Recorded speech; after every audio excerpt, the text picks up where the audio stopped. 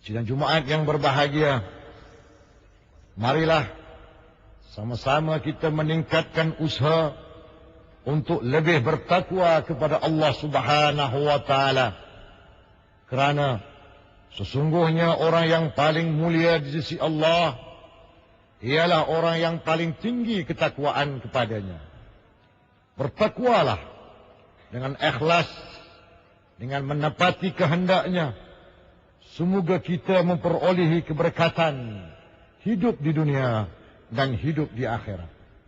Bersempena dengan Minggu Belia Negara, pada tahun ini, mimbar mengajak sidang Jumaat sekalian menghayati isi khutbah yang akan dibaca bertajuk Belia Hari Ini, Cermin Negara Masa Hadapan. Ini selaras dengan sambutan Hari Belia yang bertema Belia Cemerlang, Negara Terbilang. Menurut Profesor Dr. Yusuf Al-Qurtabi, seorang sarjana dan pemikir Islam yang tersohor dewasa ini, apabila kita hendak melihat wajah negara pada masa hadapan, lihatlah generasi muda pada hari ini. Sekiranya golongan muda pada hari ini adalah daripada golongan yang berakhlak dan berhemah tinggi, sudah tentu kita pada masa hadapan menjadi sebuah negara yang aman dan makmur. Baldatun tayyibatun wa rabbun ghafur.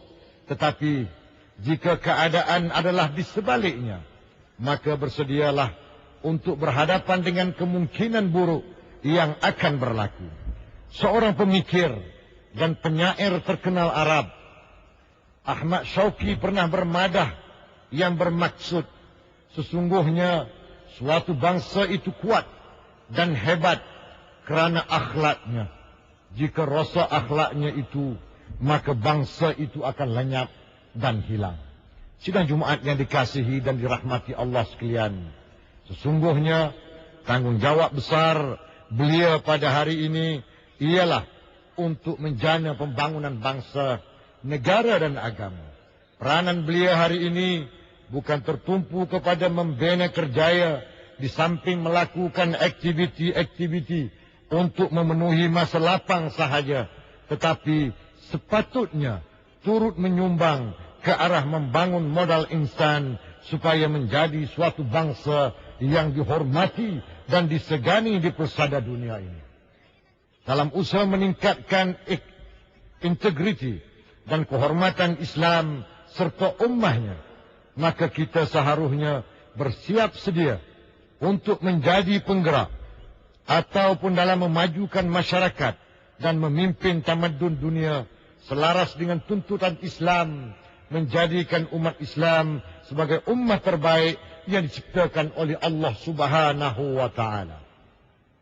Sidang Jumaat yang dirahmati Allah sekalian, peranan dan sumbangan generasi muda Islam membina tamadun Islam memang hebat.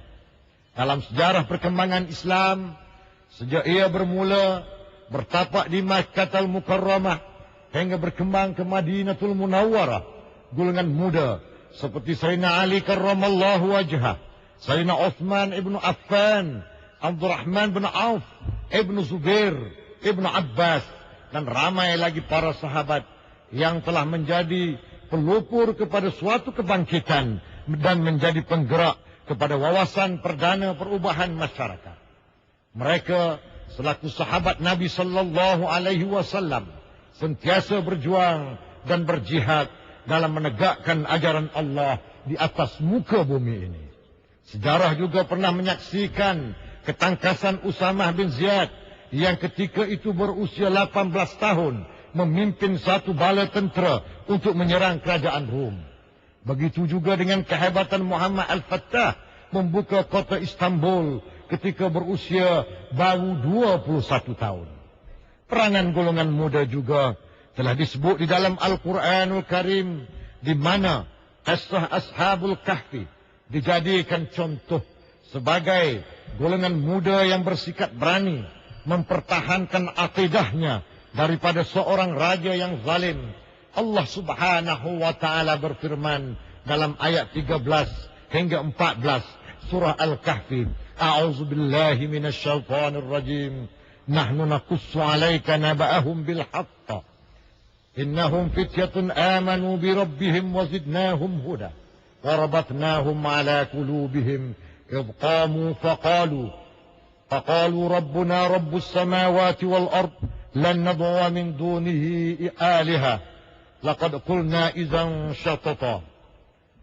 Kami ceritakan kepada kamu, wahai Muhammad, perihal mereka yang benar.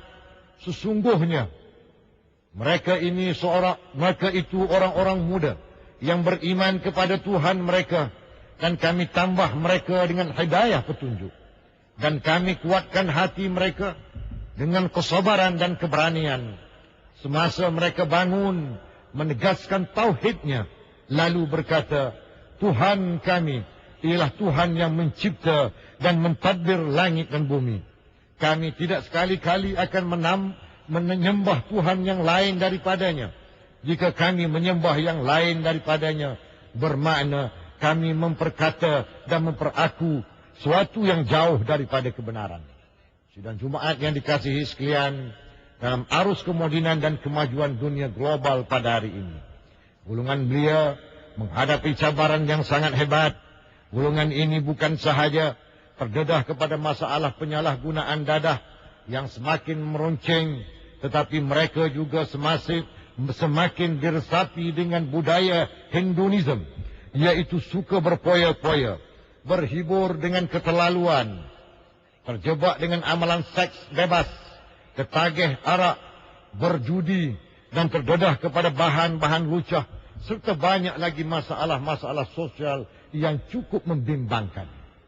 Persoalan besar timbul ialah, apakah golongan belia yang mengamalkan gaya hidup tidak sihat akan mampu memikul amanah mengurus, mentadbir agama, dan dapat mempertahankan serta menjamin kedaulatan negara yang kita cintai ini.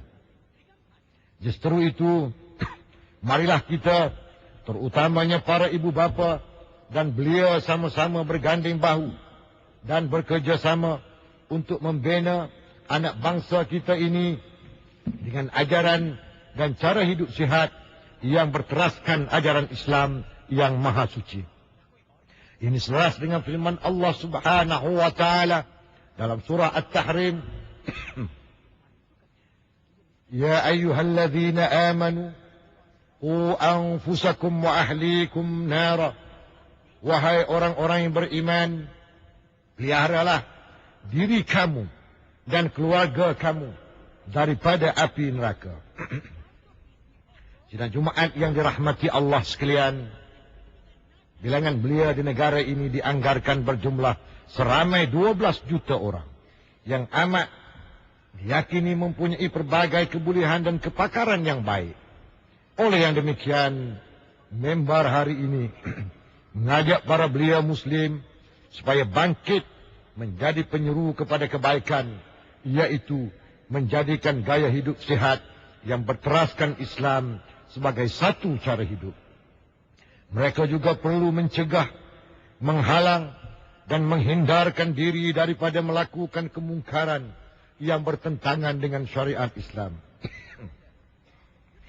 Dalam usaha mencapai matlamat belia sebagai cermin masa depan negara, maka mereka perlu meletakkan diri mereka sebagai pencetus, penggerak, dan pembina tamadun Islam yang unggul, dihormati dan disegani oleh masyarakat dunia.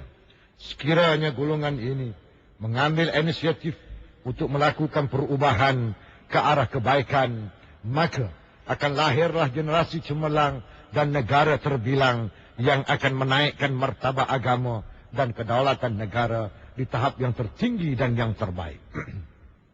A'udzubillahi minasyaitonir rajim. Wal takum minkum ummatun yad'una ilal khair wa ya'muruna bil ma'ruf wa yanhauna 'anil munkar wa ulaika humul muflihun. Dan janganlah ada di antara kamu satu puak yang menyeru berdakwah kepada kebajikan, mengembangkan Islam, dan menyuruh berbuat segala perkara yang baik, serta melarang daripada segala yang salah, buruk dan keji, Dan mereka yang bersifat demikian adalah orang-orang yang berjaya.